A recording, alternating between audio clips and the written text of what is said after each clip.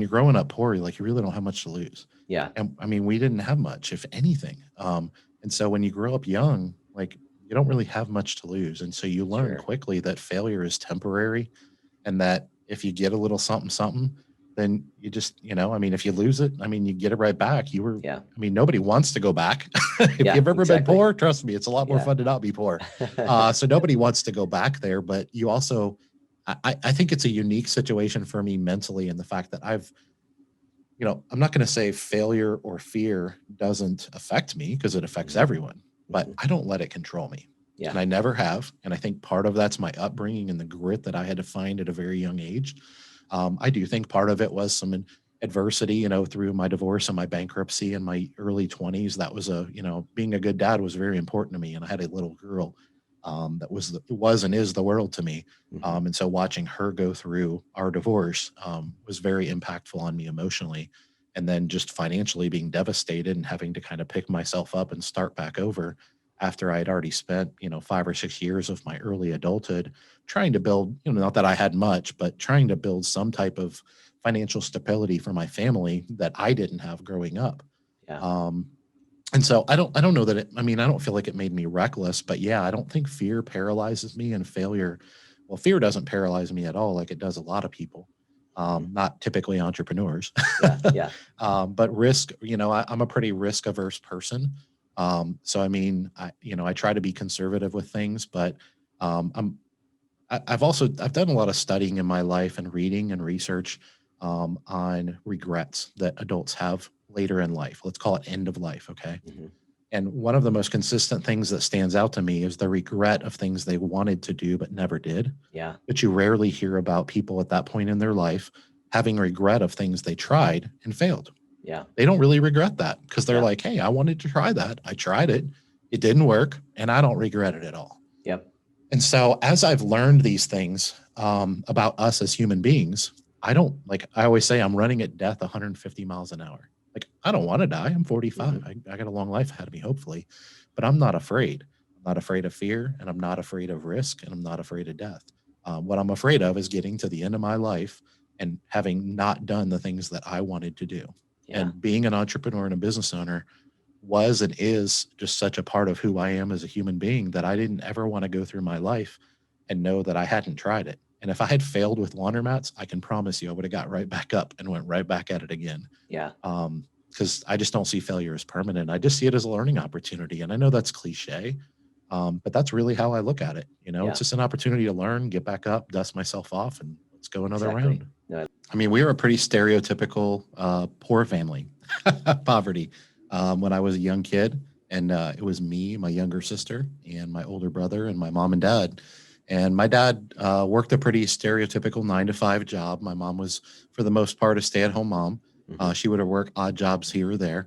But our dinner table was pretty, I guess pretty Mayberry-ish in a way. We didn't have a lot of money, but we always had what we needed.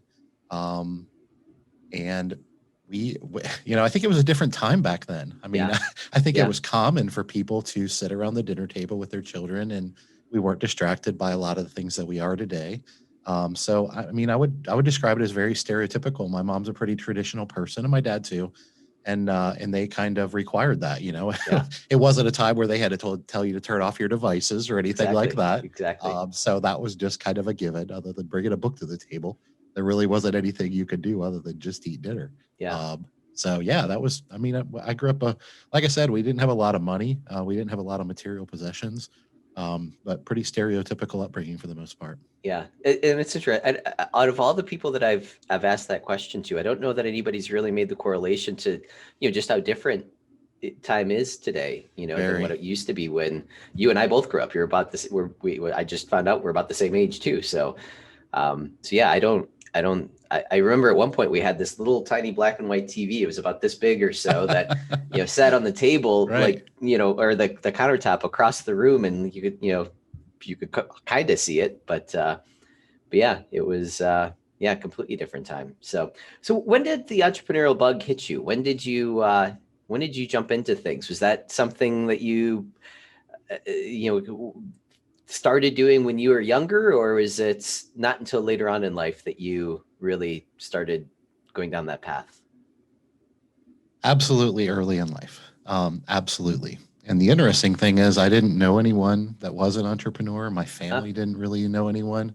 My parents were not entrepreneurs. In fact, almost anti entrepreneurs. Hmm. But I always say I don't know if you're born that way. I'm not exactly sure how that works. All I know is it's just always been in my heart. I guess I must have met and seen people somewhere along the journey Yeah. that kind of explained to me what that was. But my dad loves to tell the story that when I was at my kindergarten graduation and they go down the line and ask the kids what they want to be when they grow up, what I said is I wanted to own my own business. Really? And I would have been 5 or 6, probably Yeah. 6, I guess, Wow. which is kind of crazy. So I was the stereotypical little entrepreneurial kid with the lemonade stands and the lawn Mhm. mowing business. And I was a hustler. And honestly, I think a big part of it was because I grew up in poverty. Like we Yeah. didn't have, we were never homeless or anything like that. So I mean, everything's relative, but I didn't really have anything I wanted. But I had, for the most part, everything I needed. Um, and so I think I just learned really early that no one was going to give me anything. Yeah. Yeah. And if I wanted anything, I had to go get it. Like I had to figure out a way to get it. And there wasn't really any excuses. It was just a matter of being creative and problem solving and being willing to sweat and having, good old fashioned grit. Yeah. Um, Yeah. so like I said, I'm not sure if you're really born that way or how that works. All I know is I don't ever remember not wanting to own my own business. So I like to say, I guess I was born that way. Yeah. But definitely Interesting. some of my upbringing definitely affected it for sure. So can you remember the day?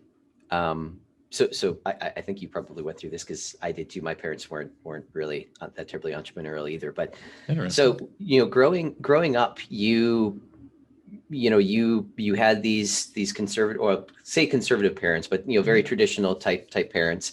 And at first they probably thought it was cute. You had your lemonade stand, you had your whatever other things that you were trying to do sort of as a side hustle. Was there a point when that sort of shifted where where they started like, are you sure you want to do that? Are you prepared with what that is going to do to you? Like, sort of trying to downplay you making that leap into something bigger, if that makes sense. Or have It, they always supported you with whatever it was that you were trying to get into? I mean, my parents were supportive in the sense of they didn't intentionally, break my spirit or anything like that.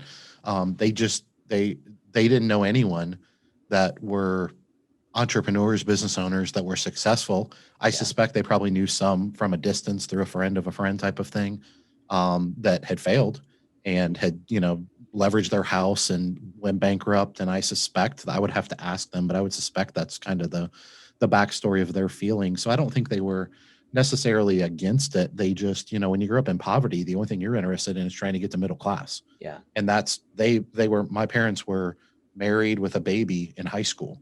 When they were 17 years old. So all they Yeah. were ever trying to do is figure out how to not be poor. They weren't really trying to figure out how to thrive, if that makes sense. Yeah. And certainly not live their dreams. They were just trying to pay the bills. I mean, they had a young family. They had me 2 years later, so they would have been 19 or 20 and had Yeah. 2 babies at home. Yeah.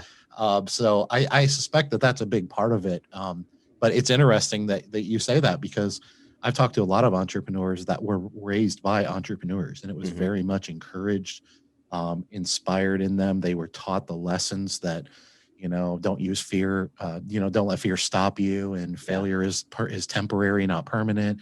I was the opposite. I mean, I was just told that I'm crazy. So I'm not sure if there was I don't remember a specific incident where that translated. Because funny thing about my story is I had this childhood of being this desire to be an entrepreneur, but then I entered into corporate America. Okay.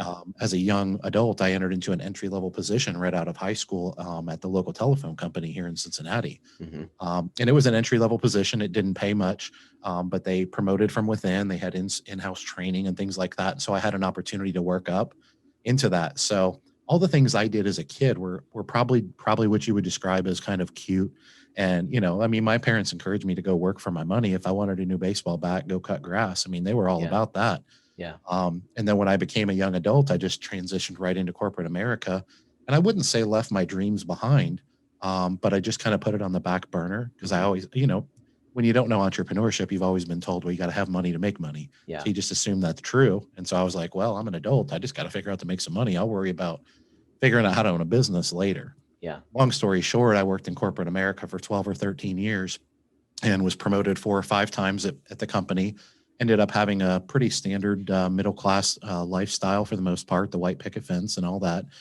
And I just got to a point one day where I was like, this isn't enough. Like, I'm just trading my time for money. And kind of that spirit in me from a young kid came back out. And I was like, this really isn't all it's cracked up to be, the rat race. And so that old entrepreneurial spirit that was always kind of there, but I'd kind of tempered down. It kind of came back up in my late 20s, I guess. And I just decided to foster it, and I just took off and ran with it, and it grew into a pretty substantial business. Yeah.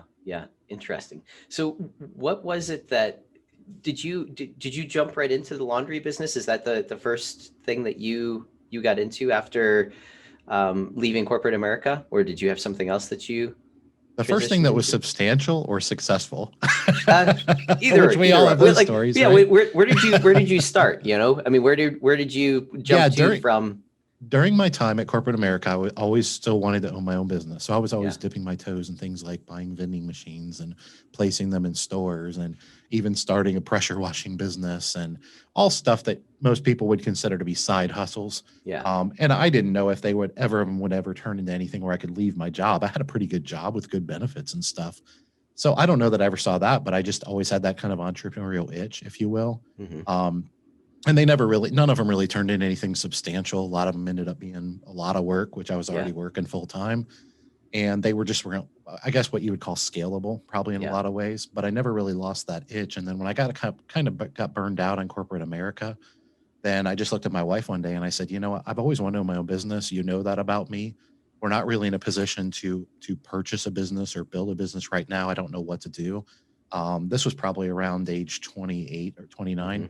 And so she and I just made the decision our incomes were kind of, increasing at that point in our life. And we both decided to, as a family, to just kind of live well below our means, keep our lifestyle very reasonable, and just start squirreling away some money for the day when we had an opportunity to buy a business. We didn't know what it would be. We didn't know what it would look like. And I didn't even really care. I've always just been fascinated by business ownership and entrepreneurship. I didn't really care what the product was. Yeah. Just the act of being an entrepreneur and solving problems and things like that.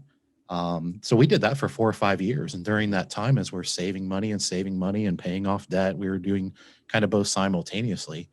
As we did those things, my itch just got bigger and bigger and bigger. And I was constantly looking at different businesses for sale. And I would get on everywhere you can think of, business brokers' websites, magazines, on franchising, you name it, I was looking at it. And I always came to a point where I was looking into a particular business where I just had a red flag, or sometimes multiple ones, come up. And it was like, this isn't for you. Yeah. And a big part of it was I knew, even though we had saved up a little money, that whatever business I started or bought, I wouldn't be able to just leave my job right away. I needed that job to support my family. Yeah. So that eliminated a lot of businesses. Yeah. And so, long story short, I ended up finding a local laundromat for sale here on the east side of Cincinnati near my home. And I found it on Craigslist, of all places, and it was just laundromat for sale. And I called the guy up, and I went up there and I looked at it. The place was just a rundown dump. It was awful, which is why it was in my budget. Yeah. And I talked to the guy. I did some due diligence. I realized that this business could be run what a lot of people call semi-passive, kind of on the side. And I knew I couldn't do it that way forever if I wanted to scale it, but I knew I could do it temporarily. And so I checked that box, and I loved that it was a cash business. It was flexible. I could do it around my day job, those types of things. And so long story short, we ended up purchasing this laundromat that was losing money. It wasn't even making money when we bought it. Wow. Very cool. And we put a lot of sweat equity into it, turned it around, and turned it into a profitable business. Yeah.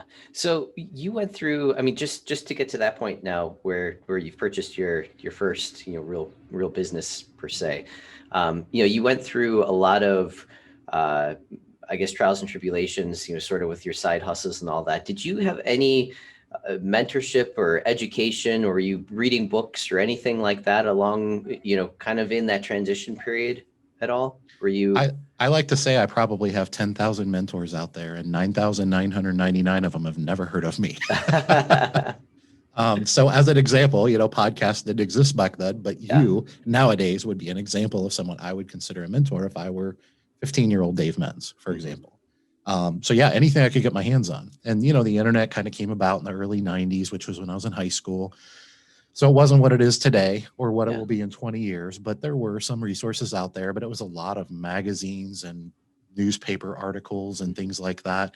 And then a lot of books, but as I became an adult in my early 20s, and even late teens, I mean, I couldn't hardly get a business book, a finance book, a self-help book, that I wouldn't read cover to cover the day I got it. Yeah. In fact, I would spend a lot of the, extra money that I had on things like that. Yeah. So yeah, I've learned a ton through primarily books and magazines back in the day. And then obviously when I got into my late 20s, the internet was a more resourceful tool. So I've learned a lot from that as well. And to this day, I can't get enough information on business, and podcasts are an amazing thing, Yeah. and can be incredibly powerful, which is Yeah. why I like to Completely do agree. this type of thing and kind of, share my story. Yeah. I love that. I love that. And any standout books, that you kind of come to Oh mind? I my see a good to goodness. great behind you, but I'm just Yes. just curious. That's definitely one of my favorites.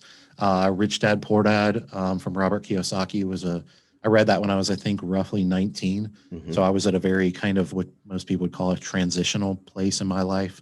The Bible I'm a Christian. My faith is important to me. And so the Bible has a lot of valuable lessons on life and business and things like that. Those are probably the thing that would jump out the most. Probably the first book that I read, I don't know if you call it a business book, more of a finance book, is what's it called? The Millionaire Next Door. Okay. Yeah. So I read that book probably in my super early 20s as well. And like I said, I don't know that I'd call it much of a business book, but there was some very impactful things in there where I think at that point in my life, I always saw somebody being a millionaire or even successful as just like what other people did. Hmm. I mean, Hmm. I think I knew that I could be successful, but I just saw it as something other people did. And I think reading that book at such um, a young, impressionable age, where I was trying to figure out who I was, I realized that like the guy next door could be a millionaire and he's Yeah. not necessarily driving a Bugatti. Yeah. And so that was really an eye-opening lesson for me that millionaires aren't really what society a lot of times makes them out to be. Yep. That they really are just regular old people, who do pretty extraordinary things and serve their community and meet a need of the laws of supply and demand, and all the things that come with business ownership and entrepreneurship. So I'd say those are the four, that are definitely impactful. And then I'll maybe throw a fifth in there, which is E-Myth. That's Yeah. been a pretty impactful book, really later in my journey as I figured out Hmm. business systems, repeatable processes, and how important those are to building a scalable business versus a job. Yeah.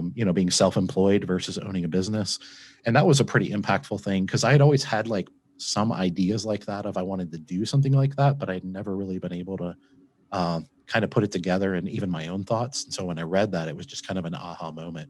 In fact, I read it and then the next day read it again. I read it Yeah. twice in 2 days, and it's not a real No, that's not a thin thick book. or not a thin book. Yeah. Yeah. So yeah, that really hit me hard. Yeah, I love that. Yeah, I've read that one a couple of times too, and I think I have that one on Audible too. So Yeah, me love too. Audible, Me too. listenings as well. So okay, Yes. so you've purchased your um, uh, laundromat now at this point, and you said that it was a mess. You had to do a lot of sweat equity. What were some of those initial learnings? Like, wow, I probably shouldn't have done that, or I didn't realize that going into this, into this venture. Is there anything that kind of comes to mind as far as, those initial learnings as to like, wow, I might have made a mistake here, or, that actually worked out a lot better than what I was expecting it to? I guess I'm kind of Yeah. looking for those extremes, either really, really bad or really good experience that, you were kind of not expecting. Yeah. Well, I was really fortunate in the sense of because of all my reading and research over not just that business, but any business. One of the things that had stuck out to me many times was that business, even small business, is a team game. Hmm. And that had really been drilled into my psyche from a pretty young age from all my readings.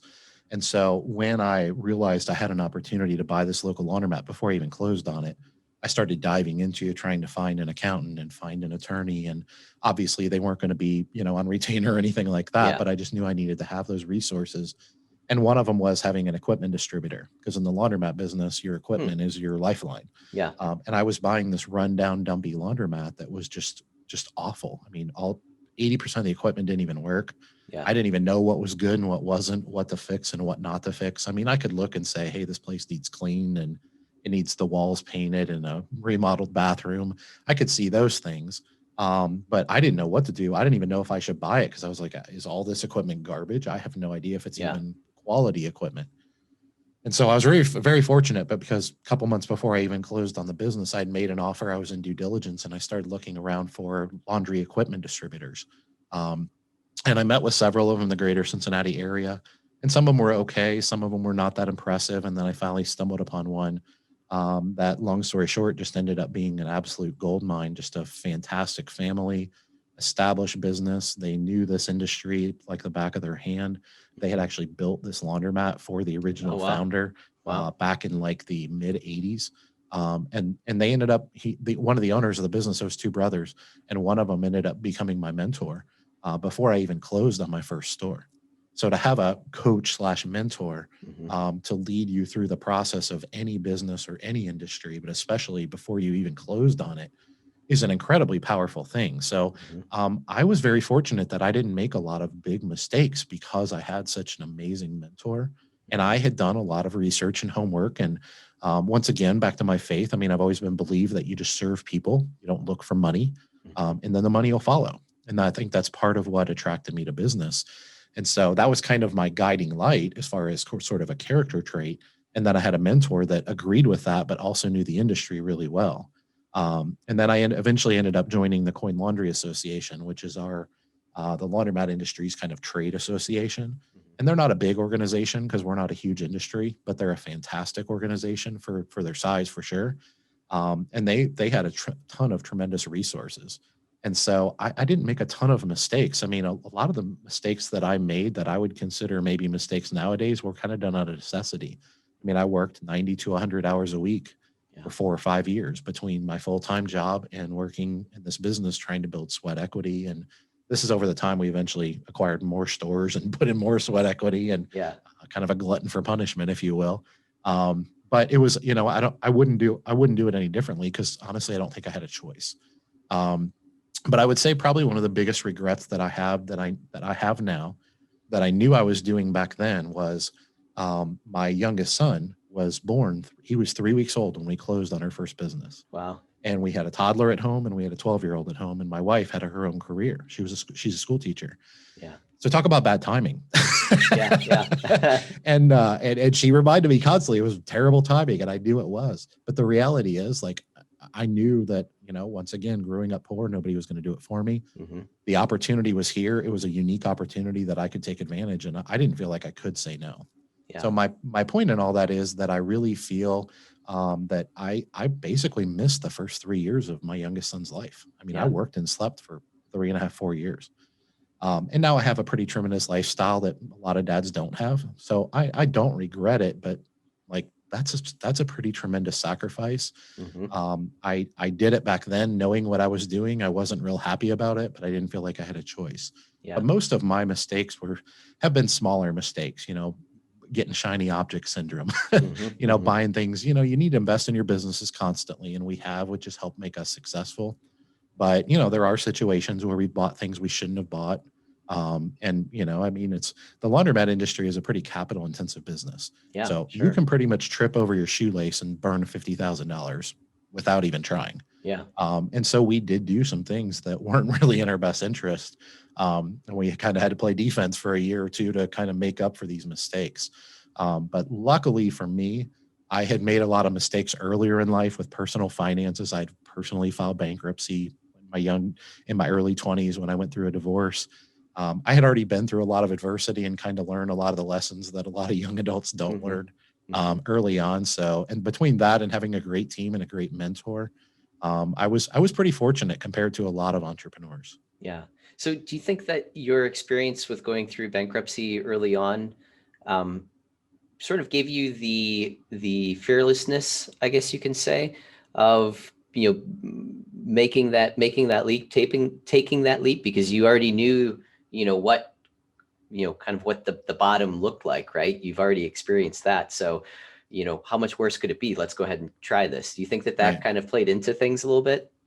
I think it definitely did. And then another thing I'll add too, not to beat a dead horse, but is when you're growing up poor, you really don't have much to lose. Yeah, And I mean, we didn't have much, if anything. And so when you grow up young, you don't really have much to lose. And so you learn sure. quickly that failure is temporary and that if you get a little something, something, then you just, I mean, if you lose it, I mean, you get it right back. Yeah, Nobody wants to go back. If yeah, you've ever been exactly. poor, trust me, it's a lot more Yeah. fun to not be poor. So nobody wants to go back there, but you also, I think it's a unique situation for me mentally in the fact that I'm not going to say failure or fear doesn't affect me because it affects Mhm, everyone, but mhm. I don't let it control me. Yeah, And I never have. And I think part of that's my upbringing and the grit that I had to find at a very young age. I do think part of it was some adversity, through my divorce and my bankruptcy in my early 20s. That was being a good dad was very important to me. And I had a little girl that was and is the world to me. mhm. And so watching her go through our divorce was very impactful on me emotionally. And then just financially being devastated and having to kind of pick myself up and start back over after I'd already spent, 5 or 6 years of my early adulthood trying to build, not that I had much, but trying to build some type of financial stability for my family that I didn't have growing up. Yeah, Um, and so I don't know that I don't feel like it made me reckless, but yeah, I don't think fear paralyzes me and failure. Well, fear doesn't paralyze me at all, like it does a lot of people. mhm. Not typically entrepreneurs, Yeah, yeah, but risk, I'm a pretty risk averse person. So I mean, I try to be conservative with things, but um, I'm, I've done a lot of studying in my life and reading and research on regrets that adults have later in life. Let's call it end of life. Okay. mhm. And one of the most consistent things that stands out to me is the regret of things they wanted to do but never did. Yeah, But you rarely hear about people at that point in their life having regret of things they tried and failed. yeah, They don't really regret that because they're yeah, like, hey, I wanted to try that. I tried it. It didn't work. And I don't regret it at all. yep, And so as I've learned these things about us as human beings, I don't I always say I'm running at death 150 miles an hour. Like, I don't want to die. I'm 45. mhm. I got a long life ahead of me, hopefully, but I'm not afraid. I'm not afraid of fear and I'm not afraid of risk and I'm not afraid of death. What I'm afraid of is getting to the end of my life and having not done the things that I wanted to do.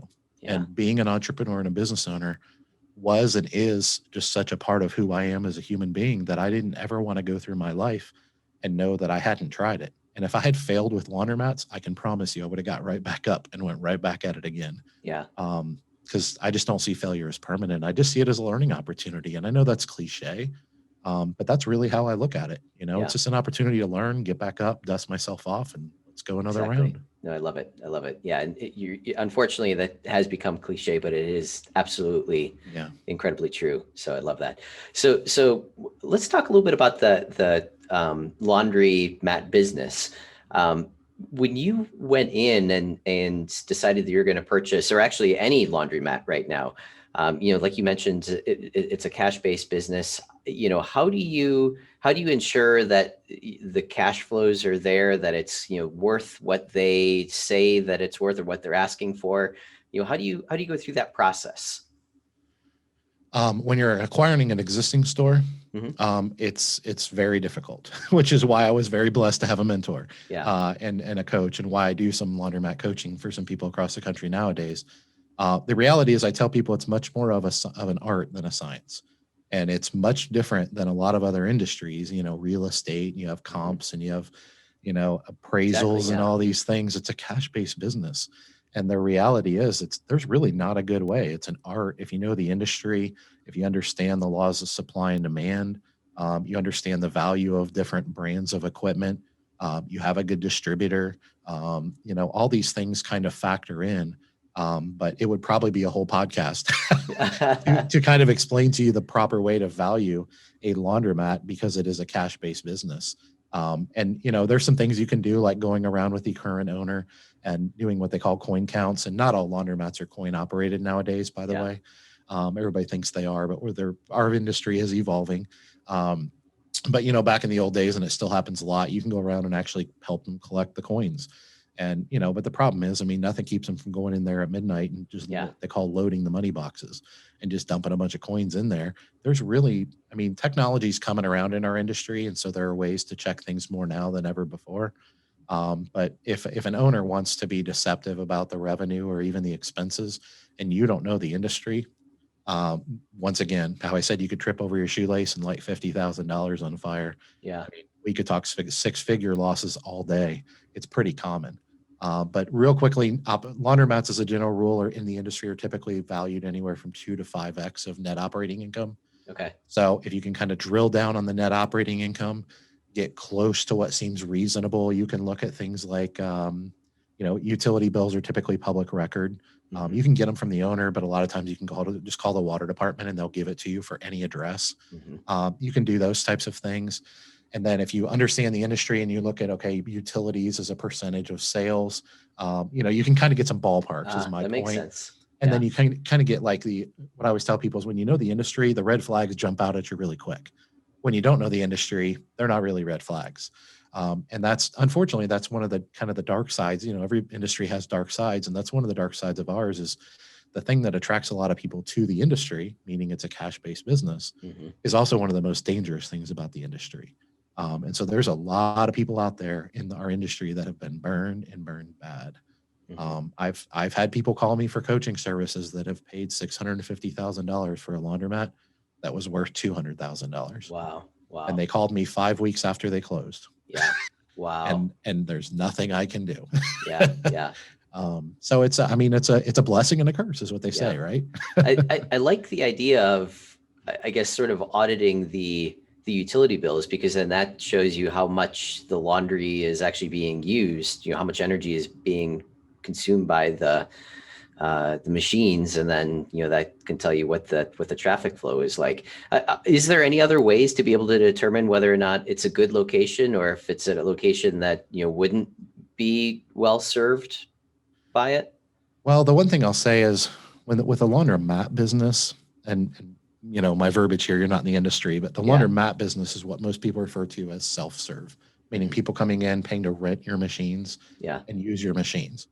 There are other revenue streams in our industry that can sometimes be more substantial than the self-serve business. And so is that like washing services? Professional wash, dry, fold service. You can launch laundry pickup and delivery businesses that we have in Cincinnati called Happy Nest. And now it's a nationwide thing. I'm training people throughout the country on how to launch their own pickup and delivery business. And those can sometimes exceed the revenue streams. Your primary revenue stream can become your ancillary income stream, if you will, depending on your business model. But that being said, with the laundromat, meaning the self-serve business, the reality is that demographics tell you an awful lot. So the demographic reports, as far as things like household income, how many people live in a house, renters, percentage of renters versus percentage of owners. And these are all, once again, part of this art. It's not a science. You can't just plug it into a spreadsheet, which is what a lot of people outside the industry try to do when they come into our industry. But the age of the equipment, how many, what they call baths, a washer uses. You can put money in a washer and it can do one wash cycle, meaning it fills up, washes, rinse, drains. And then it'll have 2 rinse cycles. So it would fill and drain 3 times. Okay. But it can also have 2 wash cycles and 2 rinses. And it can have 2 wash cycles and 3 rinses. These are all options in the programming. Yeah. So the reality is you can look at the water bill, but you really have to know the age of the machine, how many gallons of water it uses, because they're all different and different manufacturers. Are the settings higher or lower? You really have to drill down into the core components to say, is this water bill high, or is he, underestimating his revenue? And so there's just a lot of little details like that the only way you can drill down is to really know the industry well.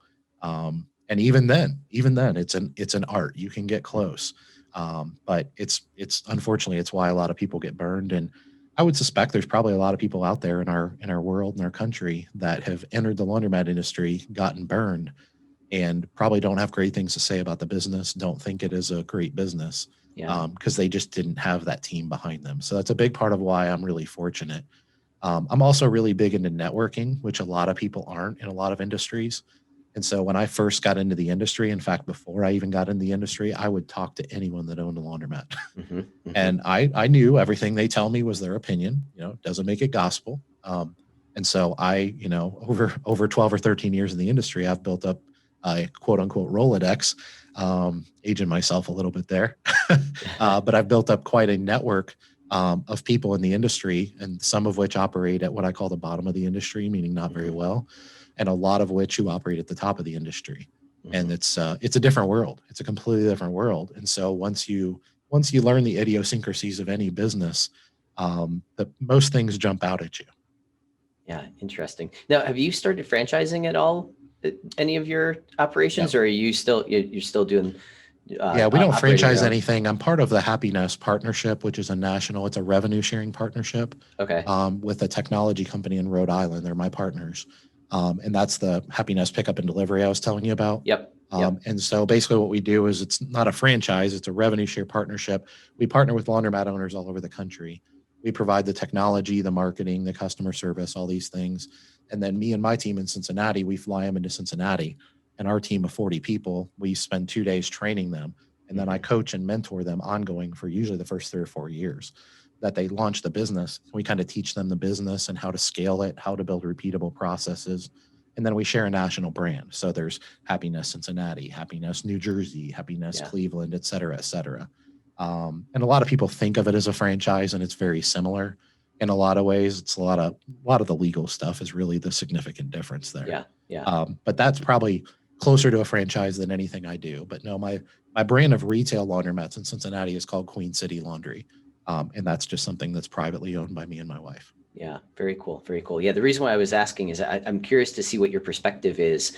If someone is interested in getting in the business, what would you suggest? Would you suggest buying an existing laundromat, or creating a new one, building a new one, or franchising? And I'm assuming there's franchises available out there, but any thoughts there if someone's looking to my opinion, there are some franchises out there. None of them are really very well established. People have been trying to franchise the laundromat industry for 40 years.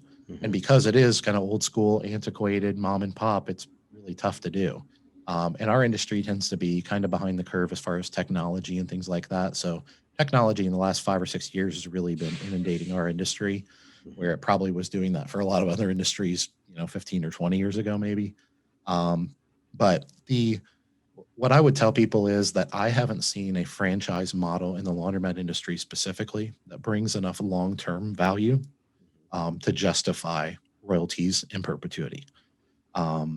It may exist, and I just may not be aware. I'm trying to be open-minded about what I know and don't know, but I'm not aware of any, because most of the value proposition associated with a franchise in the laundromat industry is going to be the things I just talked about. Learning curve up front, being able to protect you from, you don't know what you don't know. And you can get all those things, same things from hiring a good coach or consultant. But once they stop bringing you value, then you stop paying them. You don't pay them royalties in perpetuity. They don't really offer significant discounts on equipment. They don't have a menu. They're trying to build national brands, but their national brands are fairly new in the last few years. So they don't really mean anything in the laundromat industry. So a lot of the value propositions that franchises bring with, unique recipes and, things like that, it just doesn't exist in the laundromat industry. I'm not saying it couldn't be done. There's probably 10 or 15 companies right now trying. I'm not aware of any that if I were a newbie, I would consider doing that.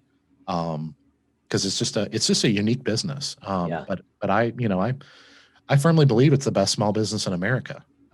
And there's some very specific reasons for that. But the reality is, I don't know that franchising is the best fit for people. I encourage them to find a good mentor and coach. And it doesn't have to be me. I'm not saying that to promote my services. I'm just saying that there's some good people out there that know the industry really well that can kind of help you. Some of them are equipment distributors, like my mentor. Some of them are independent, like me, and things like that. I'm sorry, what was your other question regarding that? Just if someone was looking to get into the business, what would be, build a new facility, buy an existing facility? Yeah, that's a fantastic question. And the answer is it depends. Obviously, it depends on your finances, because building a new store, this is a capital intensive business. Yeah. You can build a small laundromat and easily sink $300,000 or $400,000. You can build a middle of the road laundromat and easily spend $1 million, not even including real estate. So you have to have the capital, and a lot of people enter this industry without a lot of capital, like I did. And so if you don't have it, then that's not really an option for you. But assuming you have it, that doesn't necessarily mean you should build a new laundromat. What I always tell people is the laws of supply and demand are undefeated. They always win every time. And you can fight them, but I don't see any reason to, because in the laundromat industry, one of the things I love about our industry is so many communities are so underserved, meaning the laundromats are neglected, they're poorly run, they're poorly operated, the owners haven't reinvested in them. And so there's opportunities galore. Yeah. And every laundromat operates within what I call a sub-market, which is kind of a 3 to 5 mile radius around the store.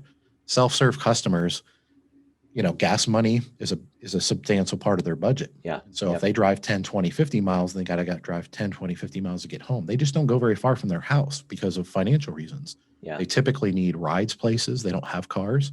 If they do have cars, they're usually pretty unreliable. So they try not to go too far from home. For these reasons, laundromats and our primary customers, self-serve customers, they a lot of times kind of go into this hyper sub-market. And 1, 3, and 5 mile radius is kind of the demographics you're looking at for a self-serve laundromat. So what I tell people is if you find a sub-market, let's call it that 5 mile radius around a particular store or location, your house, whatever, the demographics support a self-serve laundromat in that area. And there's not anyone properly serving that market, or maybe that market has 100,000 people and could easily support 2 or 3, what I call modernized laundromats. If that's the case and there's only one modernized laundromat there, then the laws of supply and demand are tipped in your favor. And if you go in and acquire an older laundromat, especially if it's in a great location, and you fix it up and you modernize it with modernized payment systems and all the things that go with a modernized laundromat, I mean, it can be just an incredibly lucrative endeavor. And then the beauty of it is, one of the reasons I love the laundromat industry is not just because we can make a bunch of money, but because we can serve our community. Like most people that aren't in the laundromat industry or don't use a laundromat on a regular basis or haven't at some point in their life, they don't realize that a laundromat is a vital community resource. I mean, during COVID, as an example, our industry was deemed essential. We never closed. Yeah. Now we lost some business because people were afraid to leave their houses, but we never closed. They never shut us down. And the reason for that is because we're a hygiene product. I mean, having clean clothes is an essential service, just like eating breakfast is. And so a lot of people don't realize that. And it's actually that awareness outside of our industry is actually causing laundromats to nowadays sell for multiples of 6 or 7 of net operating income versus 2 to 5. So there's a lot of people that are really looking at our industry through a different lens.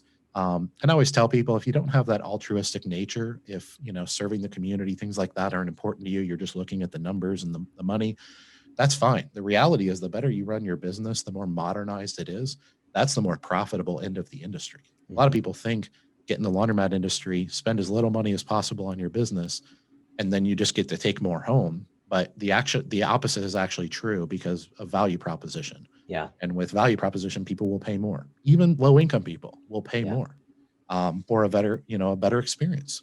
And so if you run your business that way, you find a sub-market where the laws of supply and demand are tipped in your favor as a business owner, meaning the community isn't properly served. I mean, it's just a beautiful, beautiful thing is what it really is. And it's why I'm so passionate about our industry and kind of getting the word out about how great it is for everyone. I mean, it's a true win-win. And there's a lot of situations in business where it's a win-lose proposition. Somebody has to lose in order for somebody else to win. Yeah. And I really look for and try to be a part of win-win propositions in business. And that's part of why I love this industry. I love it. Yeah. What's next for you, would you say? What do you have your sights on now?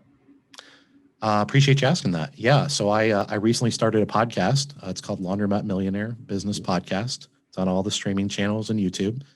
And that's something I'm doing to try to bring awareness to the industry from people outside the industry. So we have guests on that are outside the industry.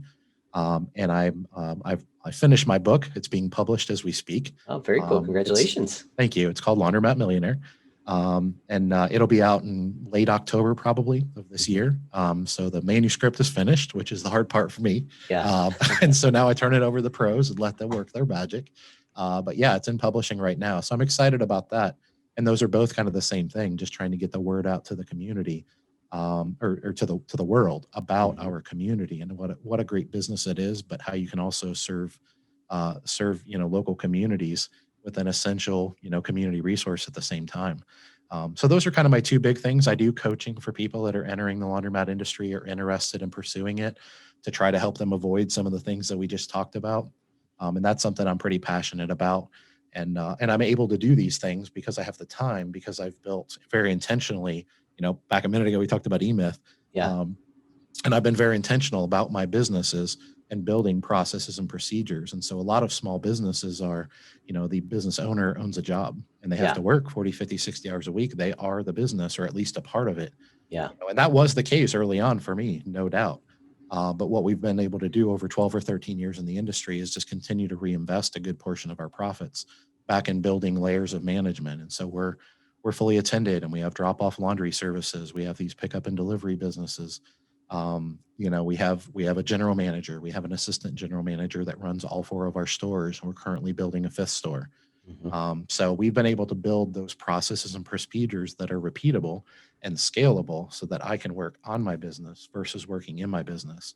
And that frees me up to do some other things because I'm passionate about my businesses. Yeah. But it frees me up to do other things like write a book and try to inspire people, both in the laundromat industry to take their businesses to another level and serve their community more. And the same thing with the podcast. So those are some things I'm pretty passionate about at this point in my life. Just trying to bring value to people and inspire.